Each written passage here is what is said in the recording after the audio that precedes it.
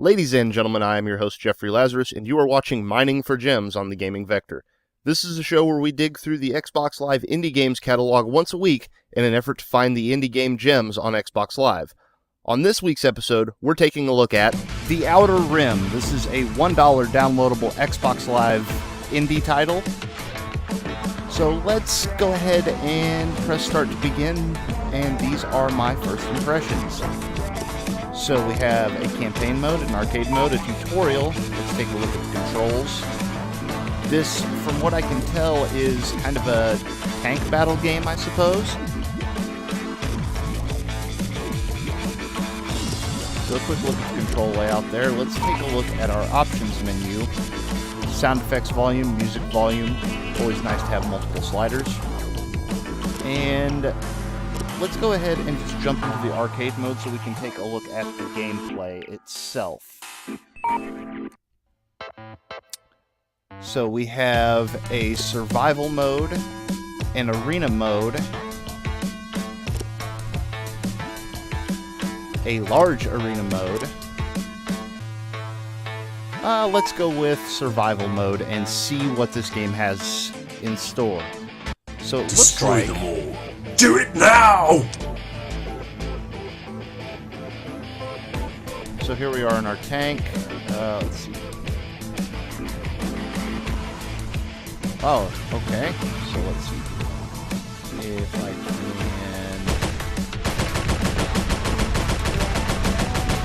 fire some shots at these guys. Build points awarded.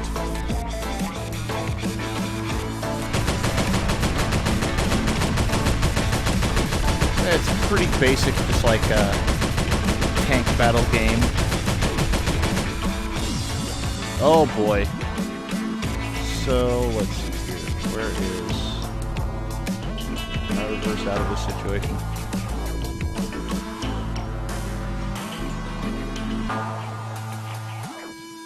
Alright.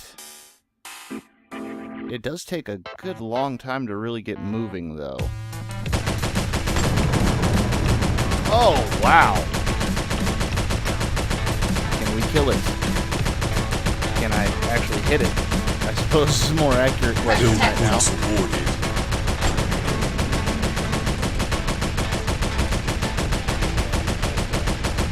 So I see that we have an upgrade option. Weapon 1, see upgrades. And I do not have the points to upgrade yet from the looks of it. Alright, that's fair. Let's swing this bad boy around. Or into the hillside. Balls.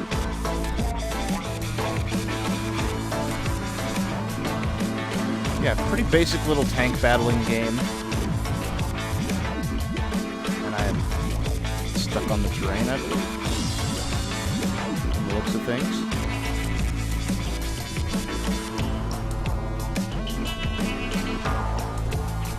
There we are. Alright, let's get rolling again and fire off some more shots.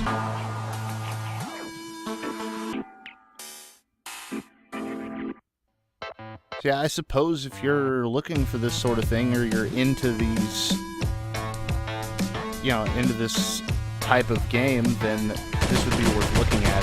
I don't really see anything special here, or anything that makes this, like, something that you absolutely have to check out, or that is some kind of hidden gem, but, aside from the real slow startup of vehicles, and my inability to properly control them. Also, firing is on the left bumper, which seems Build points awarded. a little strange to me.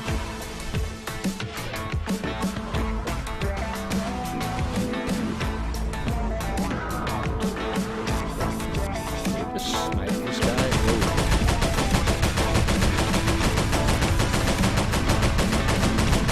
Yeah, for a very basic kind of tank battling game, this is pretty good. It seems like this is more...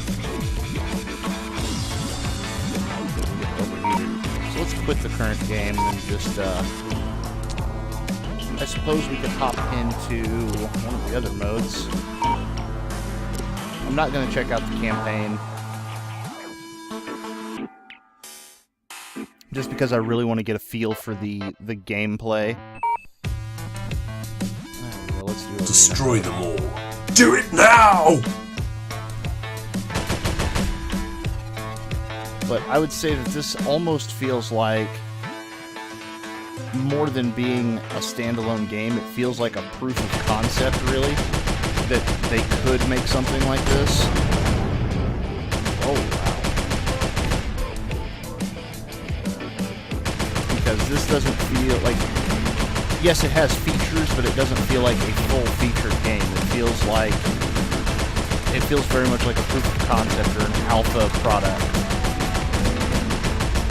Something where they're like, hey, let's see if we can make this work and what it would take to do it.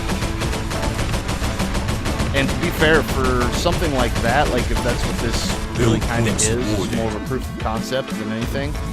Oh wow, terrible frame rate drop there.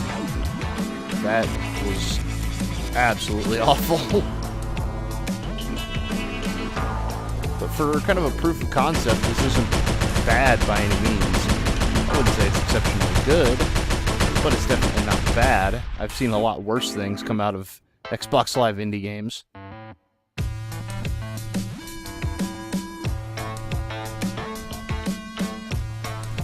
And we have overheated our weapon again. Fantastic. Yeah, as far as just kind of a proof of concept type thing, I'm just gonna die here. This isn't the worst thing I've ever seen, honestly.